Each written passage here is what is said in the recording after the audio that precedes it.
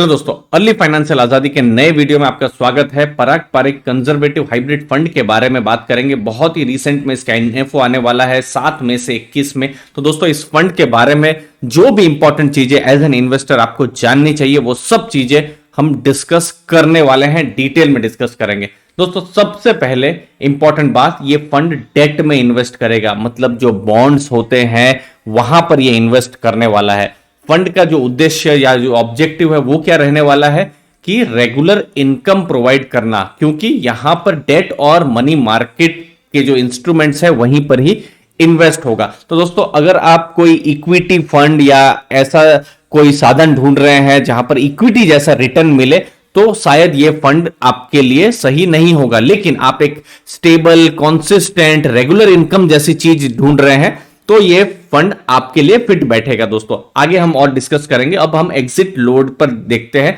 365 दिन मतलब 1 साल से पहले अगर आपको एग्जिट होना है तो फिर 10% पैसा आप निकालेंगे तो फिर तो कोई एग्जिट लोड नहीं है। 10% के बाद अगर आप निकालते हैं तो फिर 1% एग्जिट लोड लगेगा। और 365 दिन के बाद मतलब 1 साल के बाद आपने पैसा निकाला या रिडीम किया फंड से, तो फिर कोई भी एग्जिट लोड नहीं लगेगा। अब यहां पर हमको बैलेंस्ड एडवांटेज या एग्रेसिव हाइब्रिड से कंफ्यूज नहीं होना है। जैसे एचडीएफसी बैलेंस्ड एडवांटेज या आईसीआईसीआई प्रूडेंशियल बैलेंस्ड एडवांटेज, वो भी फंड होते हैं, वो भी डेट में इन्वेस्ट करते हैं। लेकिन दोस्तों, वो जो फंड्स होते हैं 65% जो है उनका इक्विटी में वहां पर इन्वेस्टमेंट रहता है, लेकिन इन फंड्स का 75% डेट में रहेगा। इक्विटी में ये बहुत ही कम पैसा ये लोग इन्वेस्ट करने वाले हैं। दोस्तों, अब ये जो फंड है, फंड की जो टीम है, पुरानी टीम है दोस्तों। मिस्टर राजीव ठक्कर है सीआईओ, मिस्टर रौनक ओनकार है, मिस्टर राज मेहता है। दोस्तों, जो दूसरे जो फंड है पराग पारिक फ्लेक्सी कैप जो फंड है, तो इन्हीं के ही जो फंड मैनेजर है मिस्टर ठक्कर है। तो यही टीम ही है जो इस फंड में भी रहेगी। यहां पर मिस्टर राज मेहता का काम इंपॉर्टेंट रहेगा। वो इस फंड में जो डेट का पोर्शन चूंकि ज्यादा है तो वो इसको देखेंगे। अब देखिए, समझने की बात है, 75 से 90% ये डेट में पैसा रहने वाला है। अब डेट में ये अलग अलग स्ट्रेटेजीज होती है, एक्रूअल स्ट्रेटेजीज होती है, जो ड्यूरेशन स्ट्रेटेजीज होती है, उस हिसाब से वो अपना इन्वेस्टमेंट करेंगे, मनी मार्केट में करेंगे। दोस्तों, जब हम डेट की बात करते हैं तो फिर हम यहां पर बहुत ज्यादा रिटर्न, बहुत ज्यादा से मेरा मतलब है 15-20% का रिटर्न का एक्सपेक्टेशन ना रखे तो ज्यादा सही रहेगा। लेकिन थोड़ा बहुत पैसा इक्विटीज में भी रहेगा। इक्विटीज मतलब जो नॉर्मल स्टॉक्स जो होते हैं वहां पर भी इन्वेस्ट किया जाएगा थोड़ा सा, और कुछ पैसा आरईआईटीज या आईएनवीआईटी में भी होगा। अब आरईआईटी जैसे माइंडस्पेस है, एम्बेसी है, ये लिस्टेड है, इनविट है। अभी तो रिसेंट में अब हम देख सकते हैं पावर ग्रिड का भी इनविट आ रहा है। इसके अलावा आईआरबी का भी इनविट है जो लिस्टेड है। तो बहुत कम है, ये सब तो अभी भारत में आना शुरू हुआ है, लेकिन इक्विटी में तो बहुत सारा अभी हम स्टॉक्स देख सकते हैं। अब देखिए, डेट पोर्टफोलियो में समझने की बात है, मैक्सिमम जो हमने डिस्कस किया 75 से 90% पैसा वहां जाएगा। अब डेट में अलग अलग स्ट्रेटेजीज होती है दोस्तों। एक्रूअल स्ट्रेटेजीज होती है, जो शॉर्ट टर्म के जो फंड्स होते हैं, अल्ट्रा शॉर्ट टर्म के फंड्स, तो वो जनरली एक्रूअल स्ट्रेटेजी वो अपनाते हैं। वहां पर क्या होता है कि एक कूपन होता है कि बोल दिया कि चलिए 8% 9% का हमारा कूपन है 1 साल के लिए या 2 साल के लिए, तो ये एक स्ट्रेटेजी होती है। फिर एक ड्यूरेशन की स्ट्रेटेजी होती है। फंड मैनेजर यहां पर एज्यूम करते हैं कि इंटरेस्ट रेट बढ़ेगा या घटेगा, तो उसके हिसाब से अपनी स्ट्रेटेजी बनाते हैं। तो जो लॉन्ग टर्म के जो फंड होते हैं 4 साल 5 साल, जनरली ये कोई ऐसी स्टैंडर्ड डेफिनेशन नहीं है, जनरली वो जो फंड्स होते हैं वो फिर ड्यूरेशन स्ट्रेटेजीज में। तो बहुत सारे इन्वेस्टर्स को डेट पर कंफ्यूजन होता है, इंटरेस्ट रेट तो इतना समझ में आए नहीं आए, ड्यूरेशन में क्या हो जाए। तो ये फंड जो है अपने हिसाब से एक्रूअल, ड्यूरेशन स्ट्रेटेजीज, दोनों ही स्ट्रेटेजीज को ये पालन करेगा और उस हिसाब से जो भी है रिटर्न जो भी देने की उनकी कोशिश रहेगी। अब किस टाइप के यहां पर, क्योंकि डेट की बात हो रही है, तो किस टाइप की डेट कैटेगरीज में इन्वेस्ट होगा? सवरन मतलब जो गवर्नमेंट है, जिसको बेस्ट पॉसिबल रेटिंग जिसे माना जाता है, स्टेट गवर्नमेंट, ट्रिपल ए सबसे अच्छी रेटिंग बोली जाती है। फिर पीएसयू के जो पेपर्स होते हैं, स्टेबल पेपर्स होते हैं, तो इन सब में इनका इन्वेस्टमेंट रहेगा। तो मुझे लगता नहीं है कि ये बहुत ज्यादा रिस्क लेने वाले हैं दोस्तों। तो वो एक चीज है।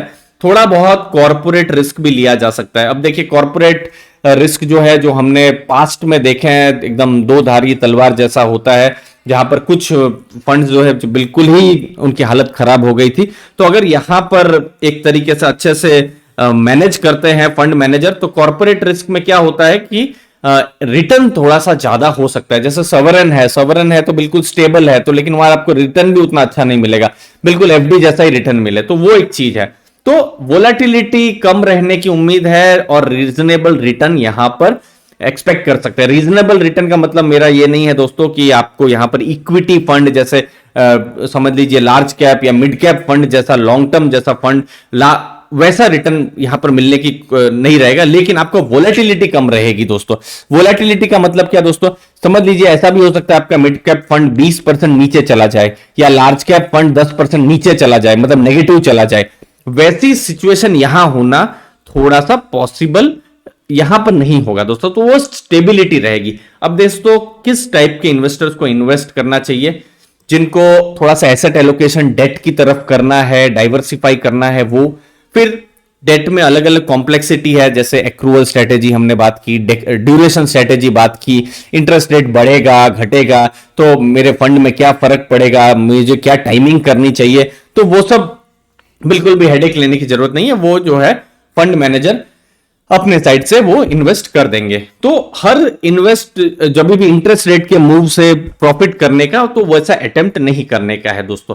अब जो यहां पर जो बिल्कुल ही नए इन्वेस्टर है, जो इक्विटी मार्केट में नए हैं, जो थोड़ा सा यहां पर स्टेबिलिटी जान रहे हैं, क्योंकि इक्विटी मार्केट में भी एक रिस्क तो होता ही है, तो वो इन्वेस्टर यहां पर देख सकते हैं। और जो बिल्कुल सीनियर सिटीजन है, जो थोड़ा सा स्टेबिलिटी चाहते हैं अपने पोर्टफोलियो में, बहुत रिस्क नहीं ले सकते हैं, एटलीस्ट जो नेगेटिव रिटर्न का रिस्क नहीं ले सकते हैं, पॉसिबिलिटी सब कुछ है लेकिन यहां नेगेटिव रिटर्न की पॉसिबिलिटी थोड़ी सी कम है दोस्तों, तो वो चीज आपको ध्यान रखना है। अब किस टाइप के इन्वेस्टर्स के लिए ये फंड नहीं है दोस्तों, नाम से ही है कि ये कंजर्वेटिव फंड है। तो अगर आप इक्विटी जैसा रिटर्न आप देख रहे हैं तो यहां पर नहीं मिलने वाला है दोस्तों। इक्विटी जैसा रिटर्न दोस्तों हमने देखा है 2020 बहुत अच्छी मार्केट थी, 2021 भी ठीक ठाक चल रहा है, लेकिन हमने 2018 भी देखा है जब मिड कैप स्मॉल कैप में बिल्कुल मेहम था, मतलब चले ही नहीं थे। तो वैसा भी मार्केट ने दिखाया है दोस्तों। 2013 भी बहुत खराब मार्केट थी दोस्तों, 2008-9 भी बहुत खराब मार्केट थी जब लेमन ब्रदर्स गिरा था।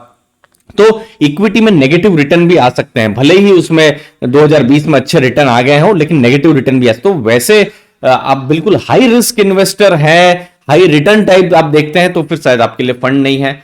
दूसरा, इंटरेस्ट रेट साइकिल, जैसे अभी इंटरेस्ट रेट कम हो रहा है, तो अभी आरबीआई क्या करती है, और इंटरेस्ट रेट कम करती है या बढ़ाती है, तो इसकी टाइमिंग कर पाना बड़ा ही मुश्किल है। आरबीआई कोई भी डिसीजन ले सकती है, तो इंटरेस्ट रेट साइकिल को अगर आप टाइम कर रहे हैं तो। तीसरी चीज है शॉर्ट टर्म, अगर आप देख रहे हैं दोस्तों कोई भी फंड, इनफैक्ट ये फंड की बात नहीं कर रहा, अगर म्यूचुअल फंड में आप इन्वेस्ट कर रहे हैं तो बहुत कुछ एनालिसिस करके कम से कम 3-5 साल का तो व्यू आपको रखना ही चाहिए। अगर आप 2-4 महीने के लिए कर रहे हैं तो फिर तो कोई भी फंड ठीक नहीं है। मैं यहां कंजर्वेटिव हाइब्रिड फंड तो है ही, उसके अलावा भी कोई भी फंड सही नहीं है। बाकी एनएवी में फ्लक्चुएशंस होते ही रहेंगे, मार्केट क्योंकि यहाँ इक्विटी भी है तो फिर मार्केट ऊपर नीचे होती रहेगी, एनएवी ऊपर नीचे हो भी सकती है दोस्तों। तो वो सब चीज का अगर आपको अनकंफर्टेबल है, रिस्क नहीं लेना है, तो फिर ये फंड शायद आपके लिए सही नहीं है। तो ओवरऑल जो इन्वेस्टर थोड़ी स्टेबिलिटी चाहते हैं, रिटर्न का एक यहाँ पर रेंज तो बोल पाना मुश्किल है, लगभग 7 से 10-11% का जो रिटर्न का रेंज है, ऊपर नीचे हो सकता है। तो वैसे इन्वेस्टर्स हैं जिनको बहुत रिस्क नहीं लेना है। फिर से मैं बात करूं रिस्क, मैं बार बार मैं बोलता हूं दोस्तों, लो रिस्क जो इन्वेस्टर्स हैं उनके लिए ये फंड थोड़ा सा सही है। जो बिगिनर्स हैं या फिर ऐसे इन्वेस्टर्स जिन्होंने मार्केट में, इक्विटी मार्केट में नेगेटिव रिटर्न देखे हैं, उनको अच्छा एक्सपीरियंस नहीं रहा है, तो फिर एटलीस्ट यहां से शुरुआत कर सकते हैं कि एटलीस्ट कुछ पॉजिटिव रिटर्न मिले, एटलीस्ट एफडी को बीट करने जैसा रिटर्न मिले। जैसा मेरा मानना है कि एफडी को तो, क्योंकि बॉन्ड्स है मैक्सिमम, तो फिर एफडीज को तो शायद ये बीट कर ही देगा दोस्तों। तो वो भी चीज है। फिर यहां पर टैक्सेशन भी जो है वो भी डेट फंड जैसा टैक्सेशन है, तो टैक्सेशन जो रहता है एफडी की तुलना में ज्यादा यहां पर अच्छा रहता है। वो किसी और वीडियो में आपको मैं डिटेल में समझा दूंगा। तो आपको उस हिसाब से अपना प्लान बनाना है। अपने फाइनेंशियल एडवाइजर की जरूर सलाह लेनी है कि ये फंड आपके वित्तीय उद्देश्य के लिए सही है या नहीं। दोस्तों धन्यवाद दोस्तों आपके टाइम के लिए। Thank you very much.